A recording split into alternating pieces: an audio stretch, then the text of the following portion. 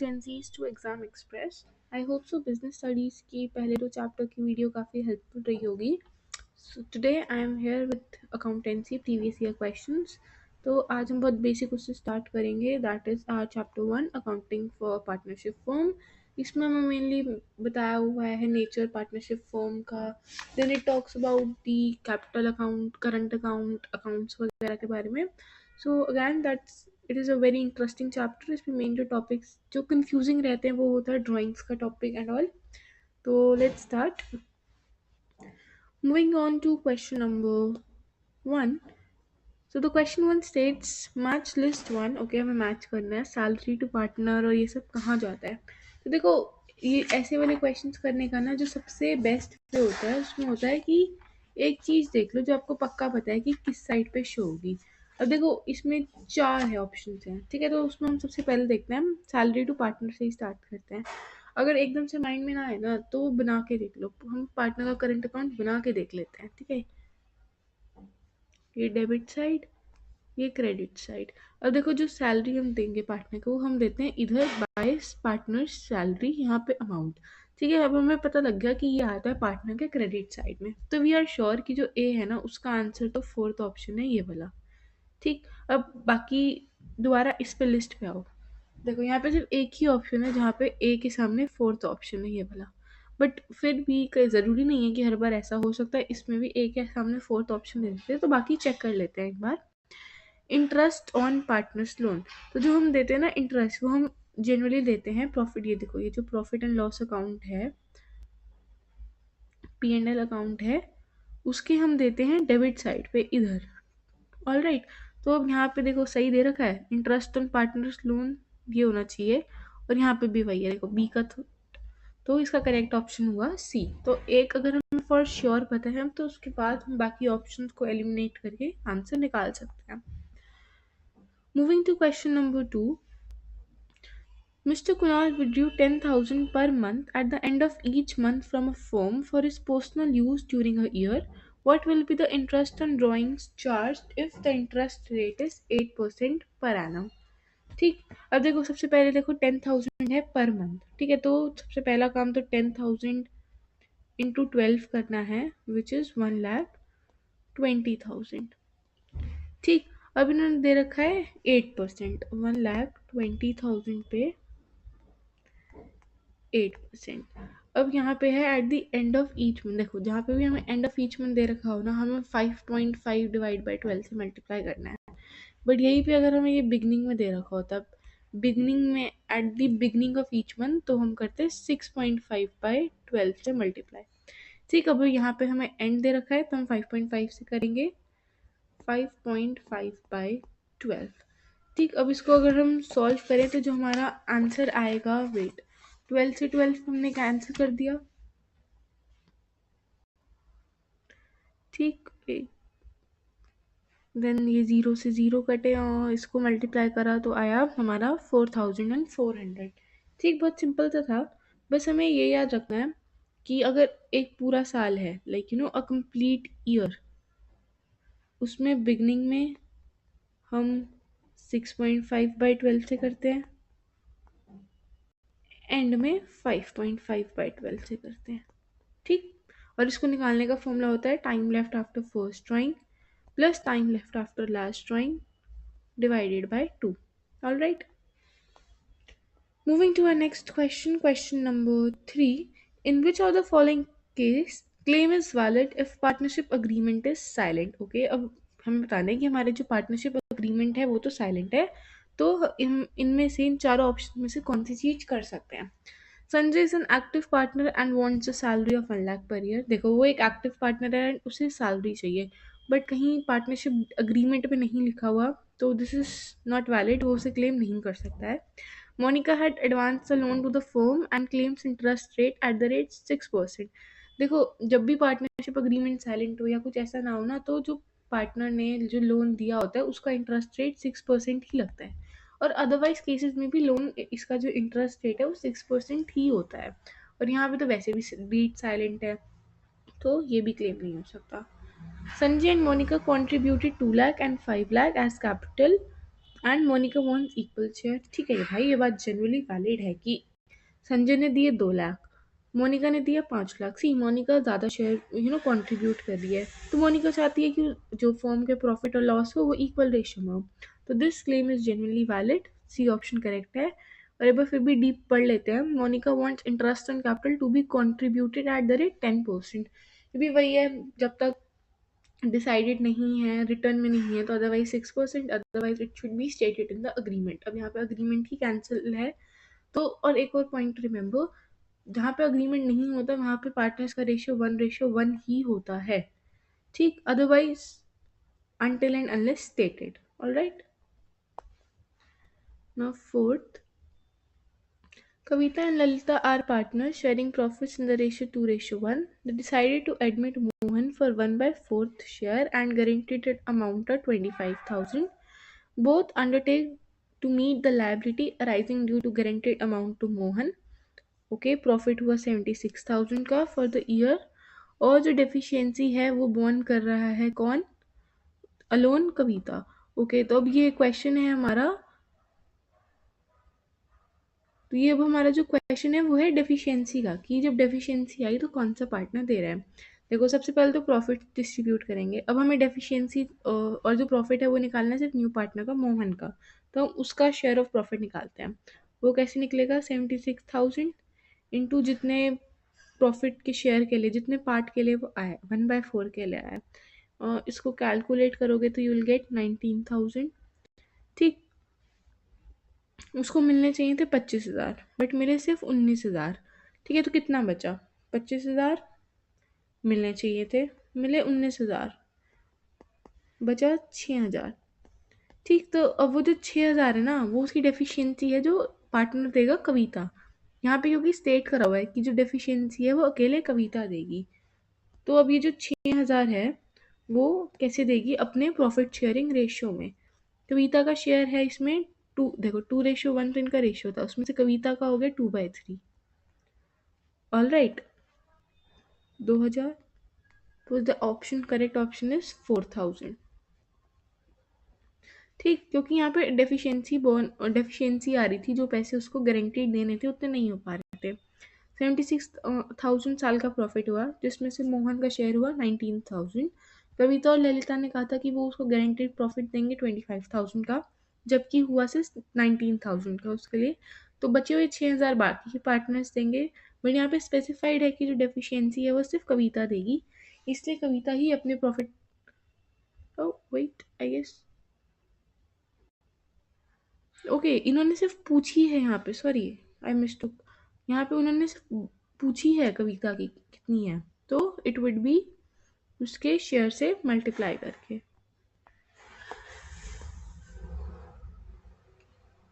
The partnership deed should be drafted and prepared as per. ठीक है, ये direct हमें पता होता है, provision of stamps act.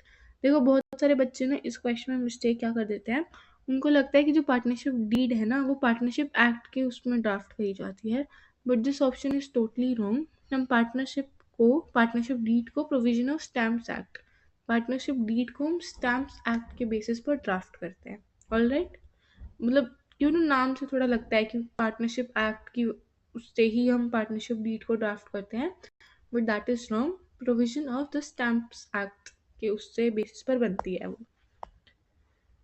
A partnership can have maximum 50 partners. This limit has been set by। Okay, this is a good question, ये बहुत important question है। ठीक है, इसे स्टार मार्क कर लो, कहीं लिख लो ताकि भूल ना जाओ। मतलब क्योंकि मेनली बच्चों को ये भी वही है, सेम कंफ्यूजिंग। बच्चों को लगता है कि पार्टनरशिप के maximum minimum number of partners Indian partnership act prescribe करती है, जबकि नहीं, ये जो लिमिट है वो हमें सेंट्रल गवर्नमेंट देती है। Answer is central government. This is very important point, कि जो लिमिट है वो कौन सेट करता है? आर सेंट्रल गवर्नमेंट, ना कि कोई पार्टनरशिप एक्ट, ना ही कोई companies act. Central government set ups the limit. Okay, next. Mickey, Tom, and Jerry were partners in the ratio 5:3:2. Their books reflected a net profit of 210,000. Okay. As per the term of partnership deed, they were entitled for IOC, which amounted to this much. All right. Besides, a salary of 60,000 was payable. हमें बताना है कितना total interest on capital partners को दिया जाएगा। देखो सबसे पहले तो ऐड कर लो सारा इंटरेस्ट ऑन कैपिटल कितना हुआ। ठीक है, 80,000 प्लस 60,000 प्लस 40,000 हुआ हमारा, एक सेकेंड, यहाँ हो गया इंटरेस्ट ऑन कैपिटल, वो हुआ हमारा 1,80,000। अब हम बात करते हैं सैलरी की। सैलरी से दो पार्टनर्स को मिल रही है 60,000 ईच, तो वो हुई 1,20,000। See if you are going to add these two, तो वो जो नेट प्रॉफिट है ना वो उससे ज़्यादा ही हो गया। 1,80,000 plus 120 is obviously more than 2,10,000। लेकिन अब देखो, आई इंटरेस्ट ऑन कैपिटल ना ही एज अ चार्ज दे रखा है, ना ही सैलरी एज अ चार्ज दे रखी है, तो ज़रूरी नहीं है कि हमें वो पूरी कंप्लीट देनी है। जिस क्वेश्चन में नेट प्रॉफिट कम हो इन चीज़ों से, उन क्वेश्चंस का करने का एक फॉर्मेट होता है। What you have to do is interest on capital और सैलरी को ऐड करके इनका रेशियो निकाल दो। इनको कट मतलब रेशियो आया हमारा, देखो किस से जाएगा, 3:2। ठीक, तो अभी जो 2,10,000 है ना, उसको 3:2 में बांट दो। जो 2,10,000 है उसका 3/5 होगा हमारा इंटरेस्ट ऑन कैपिटल, और उसका 2/5 होगा हमारा सैलरी। ठीक, because profits aren't sufficient in that case. आप आपके पास जितना प्रॉफिट है उसी में से दोगे ना। अगर आपके पास 1,000 रुपये हैं तो आप 1,000 रुपये में से ही बांटोगे, until and unless something is very much necessary, तभी आप एक्स्ट्रा लोन लोगे और कुछ अलग वो करोगे। ठीक, यहाँ पे आज सच ये नहीं दे रखा कि आपको इंटरेस्ट ऑन कैपिटल पूरा देना है, सैलरी कंप्लीट देनी है। तो इन सच अ केस आप नेट प्रॉफिट के जितना नेट प्रॉफिट है उतने ही अमाउंट से दोगे। तो उसके लिए you have to calculate the ratio. जैसे मैंने इंटरेस्ट ऑन कैपिटल को ऐड करा, आया 1,80,000। सैलरी को ऐड करा, आया 1,20,000। उसका रेशियो निकाला, आया 3:2। अब ये जो 3:2 है, उसका 3/5 पार्ट है हमारा इंटरेस्ट ऑन कैपिटल का, 2/5 रेशियो पार्ट है वो है हमारा सैलरी का। तो इन्होंने पूछा है टोटल इंटरेस्ट ऑन कैपिटल, तो 2,10,000 का 3/5 and that is 1,26,000, A option. Alright. Okay, moving on to question number 8. Identify the correct sequence to be followed while preparing final accounts of the partnership firm. Okay, ये ऐसे ना question बहुत ज़्यादा आते हैं CUET में भाई, बिकॉज ये ना थोड़े टाइम कंज्यूमिंग होते हैं, एकदम से माइंड में हिट नहीं करता कि कौन सी चीज़ पहले बनेगी और कौन सी चीज़ बाद में। ठीक, तो इसको बहुत ध्यान से समझेंगे। देखो सबसे पहले जब हम ये अकाउंट्स बनाना स्टार्ट करते हैं, वी नो इट, लास्ट में ना हमेशा बैलेंस शीट आता ही आता है। ऑलराइट, बैलेंस शीट हमेशा लास्ट में ही बनता है। ठीक, तो जो हमारा फोर्थ होता है वो होता है बेसिकली, यहाँ 4 ऑप्शन हैं, तो last one is are balance sheet. ठीक है, अब सबसे पहले से स्टार्ट करते हैं। फर्स्ट होता है हमारा ट्रेडिंग अकाउंट, उसी की कॉन्टिन्यूएशन में हम बनाते हैं P&L अकाउंट। एंड रिमेंबर, जो P&L एप्रोप्रिएशन अकाउंट होते हैं वो हमेशा इन एवरी केस P&L के बाद बनता है। Why? Because it is just an extension. ठीक, वो P&L का एक्सटेंशन ही है। तो अब देखो हमने फॉर्मेट समझ, सबसे पहले हमने देखा फर्स्ट हो गया हमारा ट्रेडिंग, ठीक है, उसके बाद आया हमारा P&L, उसके बाद एप्रोप्रिएशन, हमेशा P&L को फॉलो ही करेगा। P&L अकाउंट के बाद हमेशा P&L एप्रोप्रिएशन ही आएगा। Then last is balance sheet. अब इसको अगर हम पूरा सॉल्व ना करते तो भी हो जाता। देख लो जिन जिन ऑप्शंस में बैलेंस शीट लास्ट में है, इन दो ही ऑप्शंस में बैलेंस शीट लास्ट में है। ठीक, बट फिर भी अगर अब हमने सारे सीरीज तो कर ही लिए हैं, तो सबसे पहले सी है ट्रेडिंग अकाउंट, तो option A is the correct answer. Alright, moving to question number 9, ये भी उसी टाइप का है, सिमिलर। हाँ, इसमें एक और चीज़ एक्स्ट्रा है and that is partners capital account. तो ये भी वही सेम उससे ही स्टार्ट है। सबसे पहले बनता है हमारा ट्रेडिंग अकाउंट, फिर हमारा बनेगा P&L अकाउंट, फिर P&L एप्रोप्रिएशन। अब देखो balance sheet is at last, ठीक है, बैलेंस शीट अकाउंट्स को क्लोज करने के लिए बन गई। अब बचा पार्टनर्स का कैपिटल अकाउंट, वो बनता है एप्रोप्रिएशन के बाद, क्योंकि एप्रोप्रिएशन में प्रॉफिट हुआ लॉस हुआ तो वो वहाँ पे पार्टनर्स के कैपिटल अकाउंट में डिस्ट्रीब्यूट हो जाता है, या जो भी करना होता है। ठीक है, तो सबसे पहला trading which is C. Okay, अब देखो इन तीनों ऑप्शंस में सी पहले और बैलेंस शीट सब में ही लास्ट है, तो अब इस क्वेश्चन में देखो आपको पूरी सीरीज पता होनी चाहिए तभी कर पाओगे। तो सबसे पहले ट्रेडिंग अकाउंट आया सी, देन हमारा P&L अकाउंट ए। ठीक है, तो अब दो ऑप्शंस में है, एक ए में और एक सी में। देन हमारा P&L appropriation account that is E, तो ये हुआ option number A. Alright, moving to question number 10th. Calculate interest on drawings if the amount 7,500 is withdrawn at the end of bi-monthly for the year and the interest rate is 8%. तो देखो जहाँ पे भी by monthly का question आ जाए तो उसमें ना थोड़ा कंफ्यूजन ये हो जाती है कि जो नंबर ऑफ टाइम पीरियड है आप किससे मल्टीप्लाई करोगे। ठीक है, तो उसके लिए क्या करना है हमें, इसको ना ऐसे बना के देख लो बाई मंथली को, सी 2 3 4 5 एंड 6। ठीक है, इससे ना निकालने में थोड़ा इजी रहेगा। ठीक, अब आपने निकाला बाई मंथली, एक ड्राइंग आपने मतलब यहाँ करी। ठीक है, time left after first drawing देखते हैं, फॉर्मूला लगता है ना, time left after first drawing plus last divided by 2। ठीक, अब देखो टाइम लेफ्ट फर्स्ट ड्राइंग आपने इधर करी, बाय मंथली मतलब 2 महीने के एंड में, पहले महीना दूसरे महीने, तो दूसरे महीने के एंड में करी। अब इसके बाद देखो टाइम लेफ्ट कितना, 1 2 3 4 5 6 7 8 9 10, 10 महीने बचे, 10। और लास्ट ड्राइंग आप करोगे इधर। ठीक है, इस पॉइंट के बाद साल खत्म, कोई टाइम बचा नहीं, तो लास्ट टाइम के बाद बचा 0 डिवाइडेड बाय 2 5। आपको टाइम पीरियड पता लग गया, 5 से मल्टीप्लाई करोगे। ओके, सो बेसिक निकालना पता लग गया, time left after first drawing that is 10 months, time left after last drawing 0 divided by 2। अब हमें ये तो पता लग गया कि हम 5/12 से मल्टीप्लाई करने वाले हैं।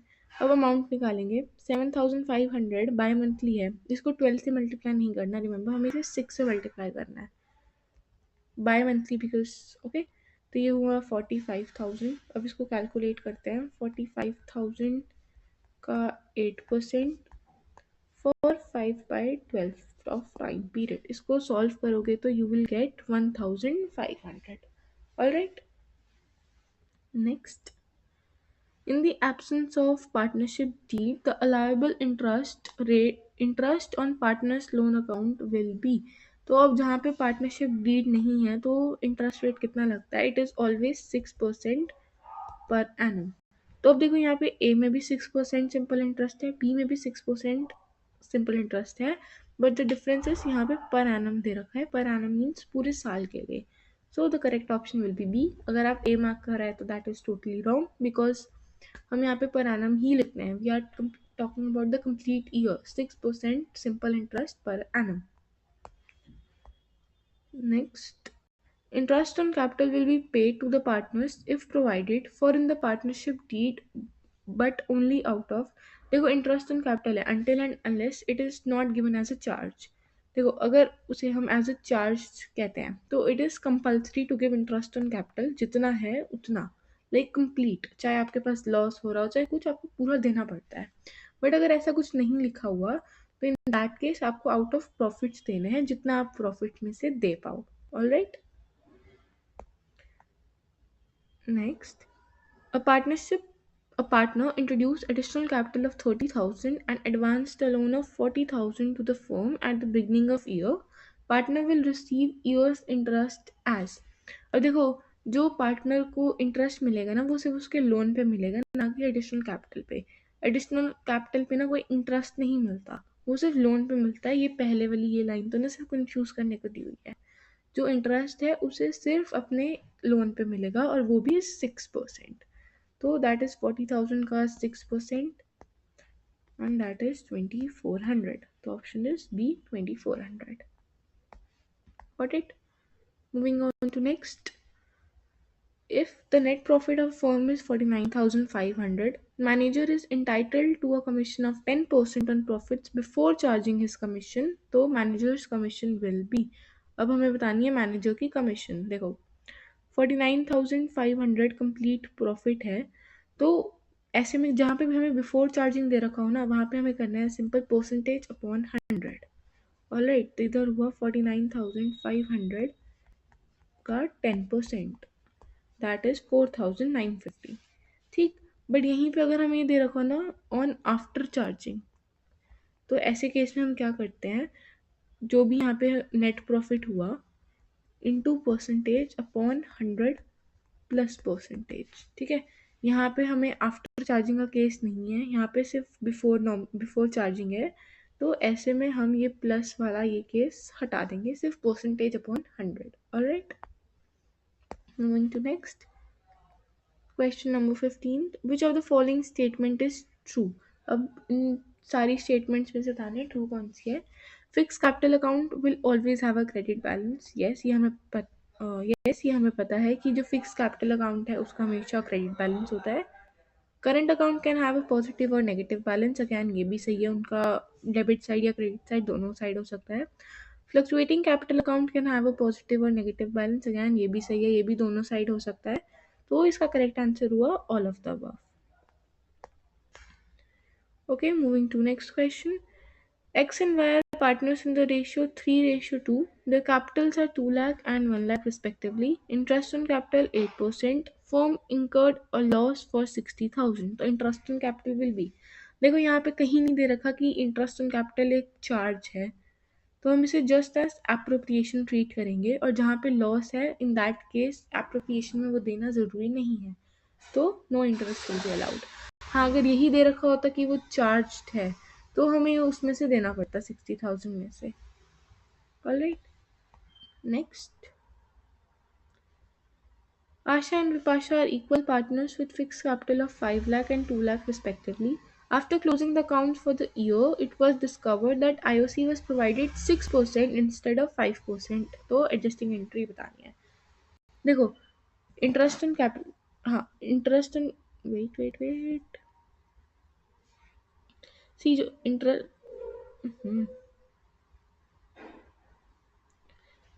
जो इंटरेस्ट इन कैपिटल होता है वो होता है क्रेडिट, राइट। बट आपने यहाँ पे क्या कर दिया, आपने 1% ज़्यादा दे दिया। ठीक, तो अब किसी चीज़ को आपको रिवर्स करना है तो आप उसका उल्टा करोगे। जैसे जहाँ पे कोई चीज़ प्लस हो रही होती है उसका रिवर्स करने के लिए यू माइनस, राइट। तो यहाँ पे भी आपने इंटरेस्ट इन कैपिटल 1% ज़्यादा क्रेडिट कर दिया, so now you will debit that 1%। All right, 1% extra credit हुआ तो now you will debit that extra 1%। अब वो करना कैसे है, उसके लिए एक एडजस्टमेंट टेबल बनती है। Let's make that. ठीक, सबसे पहले तो इनके कैपिटल्स का 1% निकालो। 5 लाख का 1%, 5, इसको थोड़ा क्लियरली करते हैं। ठीक है, 5 लाख का 1% 5,000, 2 लाख का 1% 2,000। ठीक है, ये हो गया हमारा डेबिट बैलेंस। इसको ऐड करा, टोटल, ये टोटल का कॉलम होता है 7,000। अभी जो 7,000 है ना टोटल, उसको उनके उनके प्रॉफिट शेयरिंग रेशियो में डिवाइड कर दो, एंड वो इक्वल है 1:1 में कर रहे हैं। तो ये हुआ 3,500, ये हुआ 3,500। ठीक, अब ये हो गया हमारा क्रेडिट बैलेंस। तो अब अमाउंट देखते हैं, यहाँ पे बचा 1,500 डेबिट साइड। वाई, बिकॉज ये डेबिट अमाउंट ज़्यादा है। इधर 1,500 क्रेडिट साइड, यहाँ पे ये क्रेडिट साइड ज़्यादा है। ये था आशा का, ये विपाशा। ठीक, तो आशा का अकाउंट डेबिट बाय 1,500 एंड विपाशा's अकाउंट क्रेडिट बाय 1,500। तो जो करेक्ट ऑप्शन है वो हुआ हमारा, देखो A, Asha will be debited 1,500, Vipasha will be credited by 1,500। हमने सिंपल सा करा, हमने 1% interest on capital extra credit कर दिया था, अब उस 1% का रिवर्स करने के लिए हमने उसे डेबिट कर दिया। Simple. Okay, next, A and B are partners sharing profits in the ratio 3:2. If B guarantees a minimum profit of 40,000 to A and actual profit is 30,000, then what is B's compensation to A? ठीक है, वही deficiency वाला part है। देखो, जो actual profit हुआ 30,000, ठीक,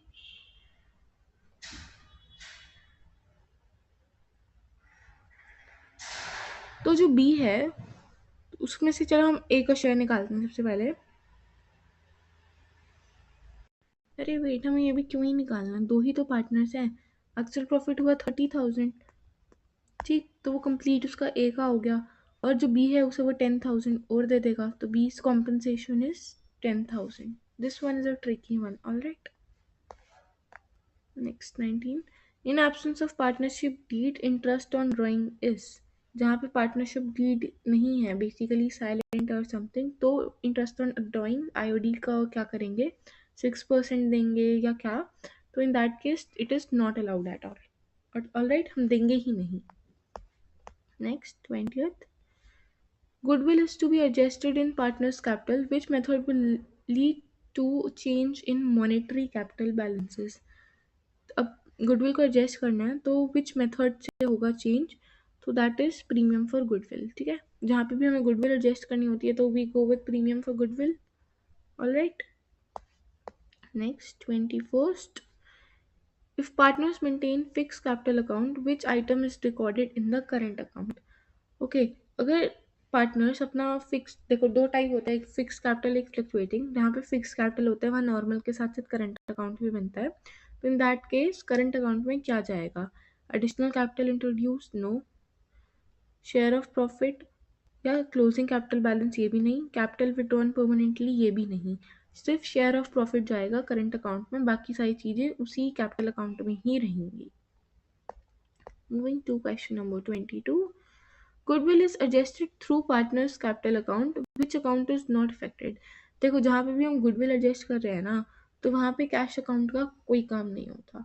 ठीक, गुड गुडविल आप कैपिटल अकाउंट में एडजस्ट कर दोगे, गुडविल अकाउंट इफेक्ट होगा, but cash account is not affected. ठीक है, तो answer is A option, cash account. Moving to question number 23, A and B share profits in the ratio 5:3. They admit C for 1/4 share. New ratio becomes 5:3:4. तो अब बताना है इनमें से कौन सी स्टेटमेंट सही है। तो in that case you have to calculate the ratio. Old ratio 5:3, new one is 5:3:4। ठीक, अब हमें पता है कि सैक्रिफाइस गेन कैसे निकालते हैं, that is old minus new. Alright, तो वही करते हैं। सो देखो हम ए का निकालते हैं सबसे पहले। This is 5/8 old ratio minus new one 5/12।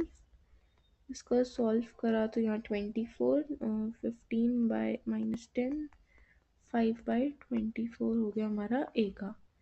फिर अब यहाँ पे लिखो ए का 5/24। अब बी का देखते हैं, 3/8 minus 3/12, 24, 9 minus 6, this is 3/24।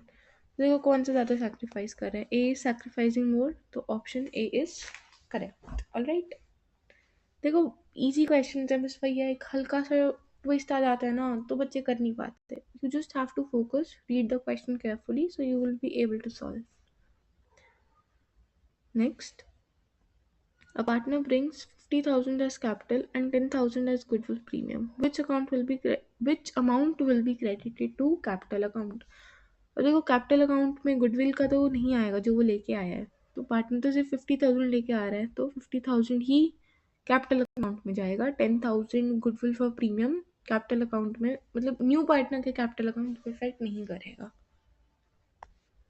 Next, in fix capital system drawings are recorded in, यहाँ पे हम फिक्स्ड वाला वो कर रहे हैं। ठीक है, जब हम फिक्स वो कर रहे हैं हम दो अकाउंट्स बनते हैं, एक तो होता है हमारा करंट अकाउंट, एक उससे ऊपर बनता है हमारा कैपिटल अकाउंट। ठीक, तो उसमें ड्राइंग्स जो है वो हम करंट अकाउंट में रिकॉर्ड करते हैं। ओके, देखो यहाँ पे ड्राइंग्स अकाउंट भी दे रखा है, तो यहाँ पे ये कंफ्यूज नहीं होना, सबसे पहले हम करंट अकाउंट में ही रिकॉर्ड करते हैं। Moving to next question 26, Which of the following does not require journal entry? Distribution of profit हम journal entry रिकॉर्ड करते हैं, रिजर्व की भी हम रिकॉर्ड करते हैं, change in PSR without monetary adjustment या इंटरेस्ट ऑन ड्राइंग। देखो IOD की भी जर्नल एंट्री तो होती है, partners account debit to interest on drawings, but यहाँ पे change in profit sharing ratio हो रहा है ना विदाउट मॉनेटरी एडजस्टमेंट, तो इन दैट केस किसी जर्नल एंट्री की नीड नहीं होती। तो the correct answer for this is कि इनमें से कौन सा रिक्वायर नहीं करता journal entry, it is change in PSR without any monetary adjustment. Moving to question 27, Raman, a partner, withdrew 10,000 at the beginning of every month for the first 8 months, then 15,000 at the end of last 4 months. अब interest on drawing 6% है, अब हमें निकालना है. Okay, this one is a quite tricky question. इसको हम parts में break करके सॉल्व करते हैं. ठीक, सबसे पहले वी विल एज्यूम कि ये क्वेश्चन यहाँ तक है. ठीक है, अभी हमें सिर्फ इतना सॉल्व करना है. ओके, तो अब ये निकालते हैं. अब इसमें जो टाइम पीरियड है उसको निकालने का तरीका होता है time left after first drawing plus time left after last drawing divided by 2. ठीक है, अब 8 महीने थे. ठीक है, उसने सबसे पहले निकाल लिया. ठीक है, जनवरी नहीं, 1 अप्रैल को, 1 अप्रैल को उसने अपनी ड्राइंग करी. तो उसके बाद उसके पास बचे पूरे 12 महीने. ठीक है, और मई, जून, जुलाई, अगस्त, सितंबर, अक्टूबर, नवंबर, दिसंबर, पूरे 12 महीने बचे अप्रैल से 1 अप्रैल से 31 मार्च तक. देन उसने at the every month for the first 8 months निकाला. जब उसने लास्ट ड्राइंग करी उसके पास बचे 5 महीने. Okay, then divided by 2, 12 plus 5 divided by 2, जो कि हुआ हमारा 17/2 एंड दैट इज 8.5. तुम्हें पता लग गया कि इसका टाइम पीरियड तो है 8.5. तो पहले इतना ही निकालते हैं. 10,000 है फॉर 8 मंथ्स, तो 10,000 इंटू 80, 12 नहीं करना, हम सिर्फ 8 मंथ्स वाला कर रहे हैं. So this is 80,000. अब 80,000 पे हमें निकालना है 6%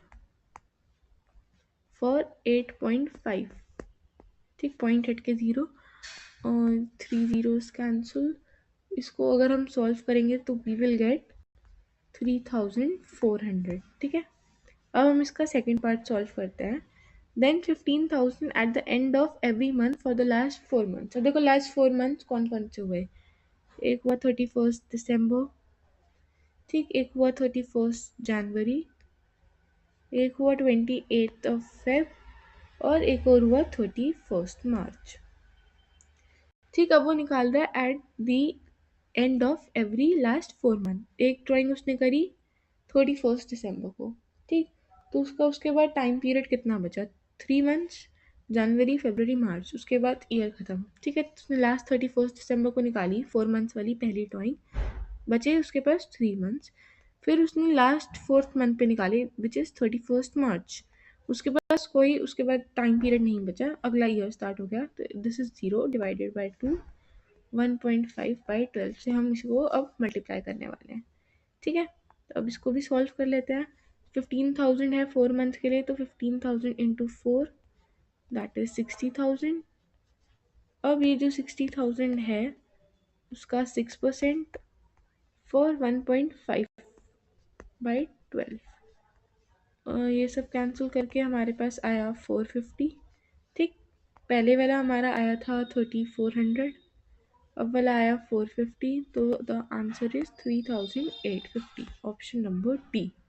ऑलराइट, ये बहुत ट्रिकी वाला था. एक बारी बेसिक फटाफट दोबारा टाइम पीरियड समझते हैं.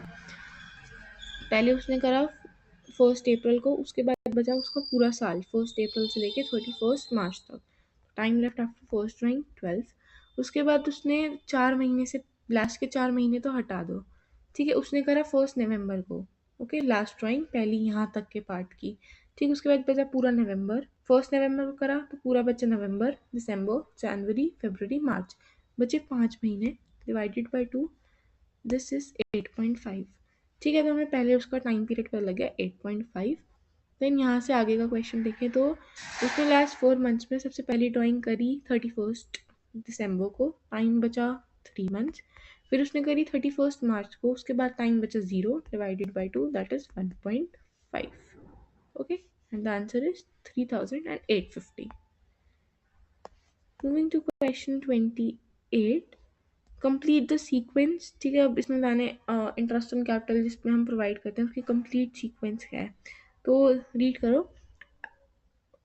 If it is appropriation, calculate interest on capital for all partners at given rate. देखो फर्स्ट उस पर तो हम नहीं करते. Divide the available amount in the capital ratio among the partners. Calculate ratio between capital of partners. Consider the partnership deed and decide whether interest on capital is a charge or profit. Charge or an appropriation basically. और ई है consider the available profit. ठीक है, तो इसमें सबसे पहली sequence होगी हमारी consider the partnership deed and decide whether interest on capital is a charge और एन एप्रोप्रिएशन। तो देखो पहला ऑप्शन डी सिर्फ एक सी पार्ट में है, तो the correct answer is this. बाकी फिर भी अगर सीक्वेंस मैच करनी हो तो जस्ट रीड, अगर श्योर नहीं हो एक पहले ऑप्शन के तो रीड कर लेना पूरा। Moving to our second last question, 29th. At the time of admission, if goodwill is adjusted through memorandum revaluation account, then assets and liabilities are changed, capital balances remains unchanged, cash account is affected, या goodwill account appears in balance sheet. So देखो जब admission हो रहा होता है और goodwill adjust करते हैं हम मेमोरेंडम रिवैल्यूएशन अकाउंट से, इन दैट केस कैपिटल बैलेंस जो है वो हमारे अनचेंज्ड रहते हैं। This is a point two remember, ठीक है, remember it. Okay, so the last question for today. A firm maintains fluctuating capital accounts. Which of the following will be recorded in the capital account? देखो वो capital account बना रही है fluctuating के base पे, तो यहाँ दो अकाउंट बने, वेट, पहला बना कैपिटल अकाउंट, फिर बना करंट अकाउंट। देखो अब जो करंट कैपिटल अकाउंट है ना, उसमें हम सिर्फ परमानेंट विड्रॉल या एडिशनल कैपिटल रिकॉर्ड करते हैं, share of profit, drawings, interest on capital इस अकाउंट में नहीं जाता। तो the correct answer is none of the above, ये सारे ही हमारे पार्ट हैं करंट अकाउंट का। Alright, okay guys, that's it for today. I hope so ये आपको क्वेश्चंस हेल्पफुल लगे होंगे और आप साथ साथ प्रैक्टिस भी कर रहे होंगे। So tomorrow I'll meet you with accountancy chapter 2. Till then, practice these questions. Have a great day. Thank you.